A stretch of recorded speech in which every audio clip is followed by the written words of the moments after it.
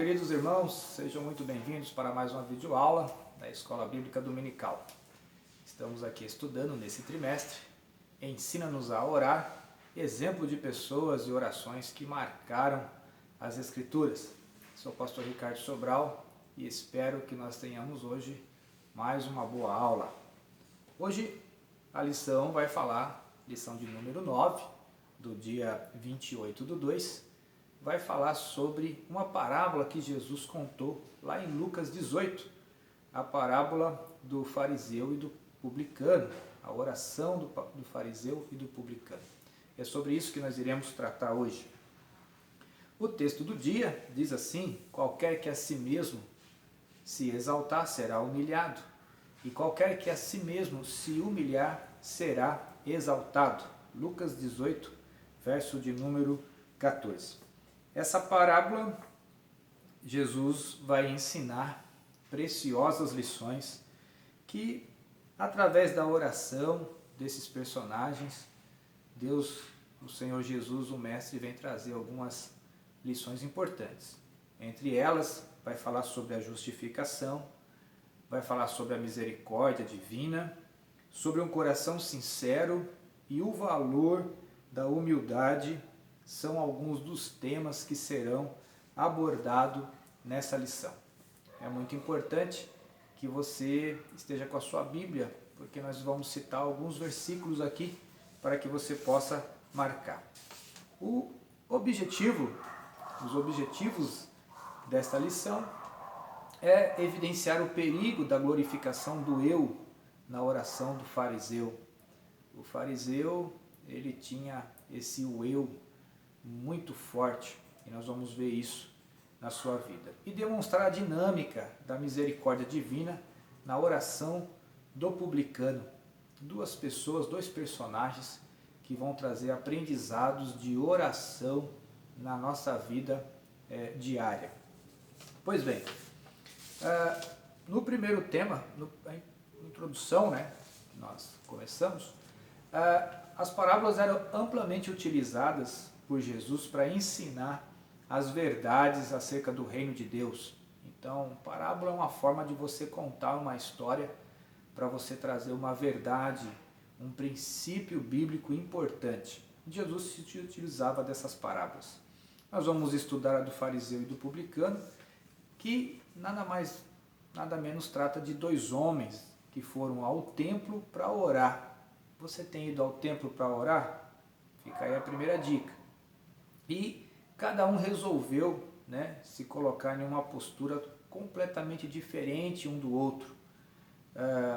E por causa disso, um saiu imerso em seu pecado, ou seja, ele não saiu de lá justificado, ele saiu pior do que ele entrou. E o outro sai justificado e volta para casa feliz e contente porque recebeu a graça de Deus na sua vida. E essa oração, ela revela um perfil que nós devemos adotar e um perfil que nós não devemos adotar. E é sobre isso que nós vamos falar agora nos próximos minutos. O primeiro tópico fala sobre a oração do fariseu. Sobre a oração do fariseu, para que a gente possa entender quem eram os fariseus. Os fariseus eram um grupo de religiosos judaicos que vivia na estrita observância das escrituras religiosas e da lei oral ou da tradição oral. Então eles eram os responsáveis pela observação, pela aplicação, pelo ensinamento da lei e da tradição oral. Porém, eles foram acusados de formalismo e hipocrisia nos evangelhos. Nós vemos isso em Mateus 23, o próprio Jesus chamou eles de hipócritas. Veja, em Mateus 23, a partir do verso de número 23, o Senhor diz assim, ai de vós, escribas e fariseus, hipócritas. Verso 25, ai de vós, escribas e fariseus, hipócritas, Verso 27, ai de vós, escribas e fariseus hipócritas. Verso 29, ai de vós, escribas e fariseus hipócritas. Ou seja, eles falavam uma coisa e faziam outra. E é isso que Jesus veio condenar, é isso que Jesus veio tratar. Jesus veio para ensinar algo diferente, algo que realmente o Pai do céu se agrada. Então, a primeira coisa que nós vemos na lição é sobre uma aparência de santidade. Assim que o fariseu ele chega ao templo, ele permanece de pé sozinho, justamente para não se misturar com as demais pessoas. Então a primeira coisa, ele quer dar um sinal de separação. Você sabe que santidade significa separar-se, separar do mundo, do imundo, daquilo que não presta. E ele se posiciona dentro do templo de uma maneira separada, mas separada das pessoas. Quando nós abrimos a palavra de Deus, essa questão de aparência, em 1 Samuel, primeiro livro de Samuel, verso 16, diz assim, 1 Samuel 16, verso 7.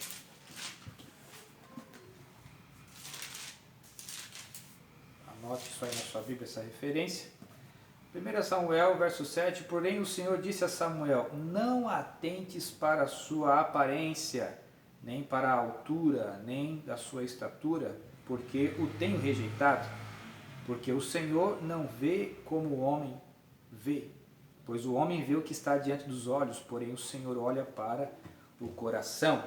Falando na escolha de Davi, quando passava os seus irmãos na frente. Então, há coisas que nós, homens, vemos e achamos que é certo e Deus fala, não é certo. E há coisas que Deus vê em nós e nós achamos que não tem tanto valor assim, Deus fala, não, é disso aí que eu estou precisando. Então, este homem, ele queria mostrar uma aparência, por isso que Jesus disse, ai de vós, hipócritas, porque você está mostrando uma coisa, mas eu sei que lá no fundo do seu coração, você é outra, você demonstra outra. E também buscou estar em uma posição que lhe conferisse destaque. Outra coisa que esse homem, esse fariseu queria era destaque, era ser visto, ser reconhecido. Ainda em Mateus 23, no verso 5, vai dizer assim, e fazem todas as obras, a fim de serem vistos pelos homens, pois trazem largos falactérios e alargam as franjas das suas vestes. O que eles queriam? Posição, serviço, ser destaque. E nós bem sabemos que Jesus falou que nós precisamos ser influentes no mundo, mas como sal e luz.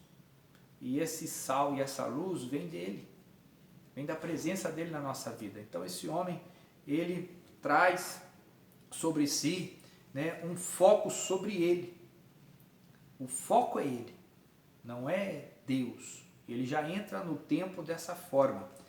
E é nesse momento que ele comete dois pecados, uma confiança indevida em si mesmo e um orgulho em desprezar os outros. Primeiro ele confia que a posição que ele está, Deus está ouvindo a oração dele. E segundo, eu estou distante das pessoas porque eu as desprezo, porque eu não as considero. E nós precisamos tomar cuidado com isso. Achar que somos santos demais, que nós não podemos estar ao lado das pessoas, porque senão a minha santidade vai ser manchada. Ora, quando Jesus veio a esse mundo, uma das coisas que ele fez foi se misturar com os pecadores para salvá-los, para resgatá-los. E essa deve ser a nossa intenção também. Outra coisa que o texto vai falar é sobre a glorificação do eu. Ao passo que o publicano buscava a misericórdia de Deus, nós vamos falar do publicano depois, e assumiu uma condição de pecador, o fariseu cometia uma falta considerável gravidade, a glorificação do seu próprio eu. Você vê que ele está interessado nele. A glória seja para ele, não seja a glória para Deus. E com essa postura inflamada e excessivamente autoconfiante, buscava adorar ao Deus chamado orgulho próprio. E esse é um cuidado que nós precisamos ter, porque às vezes nós estamos vivendo como esse fariseu, vivendo um orgulho próprio que Deus não se agrada, que Deus não aprova esse tipo de conduta. Ele se autopromove 7 vezes. Ele diz assim, ó, não sou como os demais, não roubo, não sou injusto, não sou adúltero, não sou como o publicano, eu jejuo, eu dou os dízimos. Ou seja, não há espaço ao Deus amoroso em sua fala. Não há espaço para Deus, porque tudo é Ele. É Ele que não está fazendo, é Ele que é o bom, é Ele que é o sensacional, né? E ele começa a se promover com as suas supostas qualidades, que ele acredita que são qualidades que Deus vai premiar, que Deus vai dar um like aí, como na nossa geração tem dito. A ação e o cuidado de Deus para as nossas vidas requer uma postura completa de renúncia de nós mesmos e uma dependência da sua bondade e misericórdia. Nós precisamos aprender a renunciar. Todo momento de oração é um momento de renúncia. Por isso o próprio Jesus disse em Lucas 9, 23. Lucas 9, 23, a palavra de Deus diz assim, ó, se alguém quiser vir após mim, negue-se a si mesmo, renuncie-se a si mesmo, tome cada dia a sua cruz e me siga. Não é possível você ter uma vida de oração sem negar a si mesmo. Isso não é vida de oração, isso é autopromoção, isso é marketing de si mesmo. E Deus não se agrada disso. Provérbios 15, 33, Provérbios 15, verso de número 33, diz assim: o temor do Senhor é a instrução da sabedoria, e diante da honra vai a humildade. Você quer ser abençoado, você precisa honrar, ser humilde, porque a honra, ela precede a humildade. Outro texto, Provérbios 16, verso 18, diz assim: a soberba precede a ruína. A soberba precede a ruína, e a altivez de espírito precede a queda. Mas é melhor ser humilde de espírito com os mansos do que repartir despojos com os soberbos.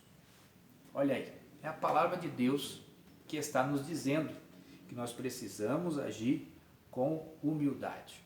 E esse é justamente o que faltou para esse homem. Por quê? A falta de humildade o levou a ser humilhado em sua oração. Veja que a oração do fariseu, ele usa números 7 vezes mais extensa que a do publicano.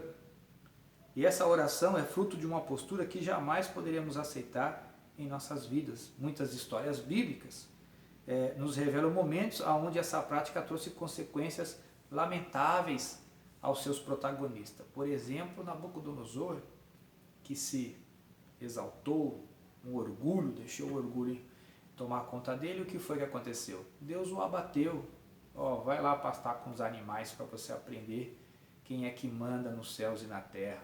O mesmo aconteceu com Amã, né? Querendo status, posição, tramou ali um plano contra o povo judeu. O que foi que Deus fez? O abateu. Então, nós precisamos tomar cuidado, porque o mestre vai finalizar essa parábola enfatizando uma grande verdade: qualquer que a si mesmo se exalta será humilhado e qualquer que a si mesmo se humilha será exaltado. Como é que anda seu coração? Seu coração é um coração orgulhoso, um coração que se autopromove, você se acha o bambambam da sua igreja, da sua denominação. Como é que está o seu coração? Peça para Deus sondar seu coração nesse momento. E pergunte para o Espírito Santo, vê se há em mim algum caminho mau e guia-me pelo caminho da justiça. No segundo tópico dessa lição vai falar sobre a oração do publicano. Olha as atitudes diferentes que esse publicano tinha. Primeiro, para entender quem era o publicano, né? Quem eram os publicanos? Eles eram cobradores de impostos a serviço de Roma. E eram detestados pelos judeus, né, seus compatriotas, porque muitas vezes eles estavam envolvidos com a corrupção de cobrar além do que as pessoas deviam, principalmente dos seus compatriotas. E por conta disso eram pessoas detestadas, pessoas que ninguém queria amizade, pessoas que muitas vezes não deixavam entrar nas sinagogas, muitas vezes não deixavam entrar no templo, e eram pessoas excluídas da sociedade, apesar de serem pessoas ricas, pessoas com dinheiro. Nós temos dois exemplos na Bíblia, um deles é Mateus, Levi, que era cobrador de impostos, que Jesus chamou para segui-lo. Foi o primeiro que é registrado na Bíblia, né? Venha, segue-me. E ele se levanta e vai. E segue a Jesus, e Jesus vai para a casa dele, para a casa de pecadores. E ele reúne todos os amigos dele que ele tinha como publicano e pecadores, e o Senhor faz um grande banquete lá, dizendo, olha, vocês estão doentes, vocês precisam de mim, eu vim aqui para curar, para salvar a alma de vocês. E o outro é Zaqueu, um publicano também, lá em Lucas capítulo 19, que tinha um anseio em conhecer a Jesus, queria saber quem é Jesus. E você sabe da história, ele sobe numa árvore, e aí Jesus o olha e fala, hoje eu vim pousar na sua casa. E é assim, nós precisamos agir como esses publicanos, que se renunciaram, que aceitaram o convite do Mestre para o acompanhar e ser uma pessoa diferente no mundo. Assim como o fariseu, os publicanos também oravam sozinhos, porém, um motivo muito diferente. Orar, tanto o fariseu como o publicano oravam. Os dois estavam fazendo a prática corretamente, que é orar, que é buscar a face de Deus. Porém, a motivação não era a mesma. A motivação é que fez a diferença nessa oração. E a pergunta que eu lanço para você, quais são os seus motivos de oração? Quais são os seus motivos de oração? Pelo que você tem orado? Pelo que você tem buscado? Quando você vai para o quarto por secreto, você ora pelo quê? Pense nisso. O pobre homem nem conseguia erguer a cabeça, apenas pronunciou 7 palavras carregadas de significado. Ó Deus, tem misericórdia de mim, pecador. Olha que oração simples, mas cheia de significado, cheia de verdade, cheia de sinceridade. Ó Deus, tem misericórdia de mim, pecador. Essa oração, ele dá ênfase em 3 verdades. Primeiro, eu sou um pecador. Ele está dizendo, eu sou um pecador. E Romanos 3,23 diz que todos pecaram e destituídos estão da glória de Deus. Mas pastor, eu não me lembro de quando foi que eu pequei no ventre da minha mãe, porque eu não pequei lá, é verdade, você não pecou lá, mas o pecado de Adão chegou até nós, a nossa natureza é pecaminosa. Se nós não fizéssemos nada, nós íamos fazer o mal, naturalmente, mas a graça de Deus nos alcançou e por isso nós reconhecemos que somos pecadores e que precisamos da ajuda de Deus até aquele dia em que nós teremos um corpo transformado, glorificado em nome de Jesus. A segunda verdade é que ele merece o castigo. Ele fala, eu mereço o castigo. Eu mereço, eu sou pecador, eu mereço o castigo. Por isso Romanos 6,23 diz que o salário do pecado é a morte, mas o dom gratuito de Deus é a vida eterna. Então eu reconheço, eu sei que eu mereço o castigo, mas Deus providenciou um escape, Deus providenciou o pagamento da dívida para com Deus através de Jesus Cristo. Amém? E a terceira verdade é que ele implora por perdão. Ele implora pelo perdão. Provérbios 28:3 diz que o que encobre os seus pecados, o que não prospera, mas quem confessa e deixa, alcança a misericórdia. Então, ele confessa. E é isso que precisa estar na nossa oração. Nós precisamos reconhecer que somos pecadores. Nós precisamos reconhecer que havia um castigo sobre nós. Nós precisamos reconhecer que nós precisamos do perdão de Deus. E você deve fazer isso todos os dias. Todos os dias, meu jovem, você deve pedir a presença de Deus na sua vida. Esse homem também, ele foi justificado por Deus por conta disso. Quando o homem se percebe pecador, tem início a um processo que o deixará pronto para ser finalmente salvo. Lá, o que aconteceu com ele foi a justificação. Romanos 5 e verso 1. Romanos 5, verso 1, diz assim.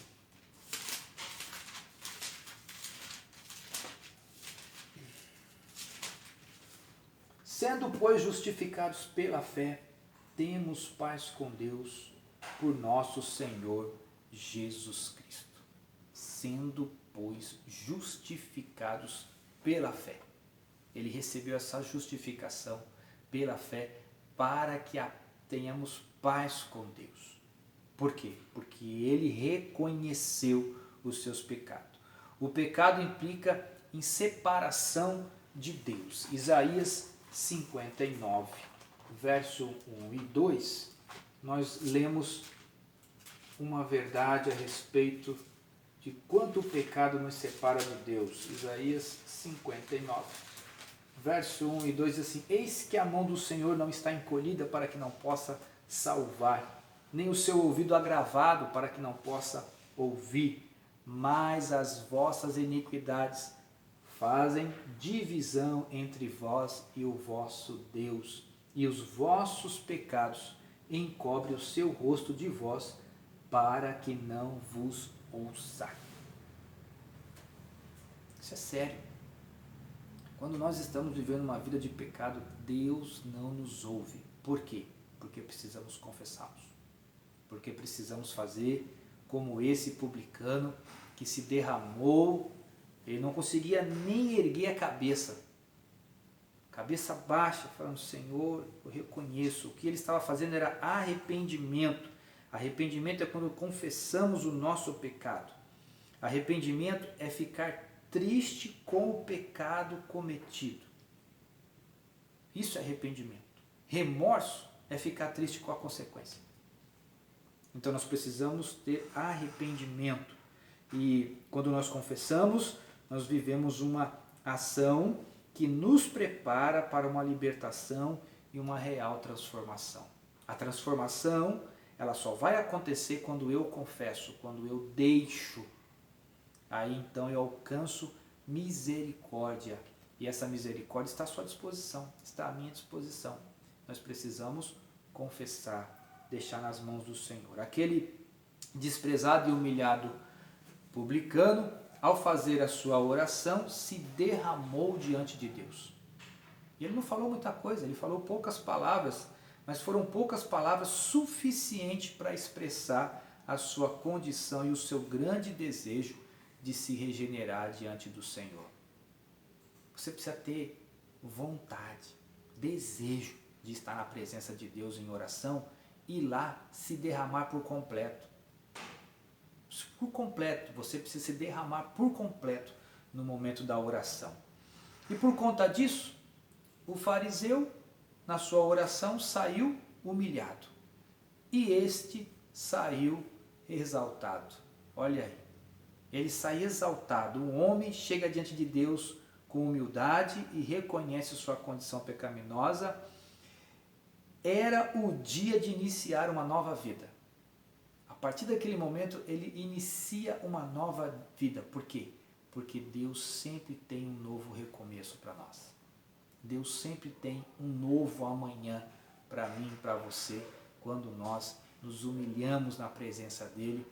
No seu tempo, ele nos exaltará, diz a palavra. E é na humildade que nós permitimos desenvolver a nossa dependência da ação divina.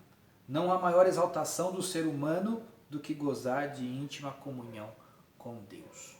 Meu querido jovem, como é que está a sua vida de comunhão com Deus? Como a do fariseu ou como a do publicano? Que você possa refletir sobre essa lição deste dia, desta semana. E para concluirmos, ao estudarmos as orações presentes nessa parábola, podemos perceber duas verdades: o quanto as aparências enganam e quão maravilhosa é a misericórdia de Deus por nossas vidas. Não viva de aparência, não viva glorificando o seu próprio eu, porque senão você vai se tornar um fariseu, um hipócrita, e Deus condena esse tipo de atitude. O orgulho não pode fazer parte da sua vida, o orgulho próprio não pode fazer parte da sua vida. Foi por causa do orgulho que Deus lançou Lúcifer lá dos céus. Foi por causa do orgulho que Deus lançou Adão para fora do jardim. O orgulho, esse é o mal do ser humano, então nós precisamos subjugá-los, levar diante do Senhor em humildade. Que ao orarmos, busquemos ao Senhor com integridade, sinceridade, confessando nossas falhas e aceitando o sacrifício de Jesus Cristo por todos nós. Amém? Espero que essa aula tenha sido bênção para a tua vida. Até a próxima, se Deus assim o permitir. Até mais.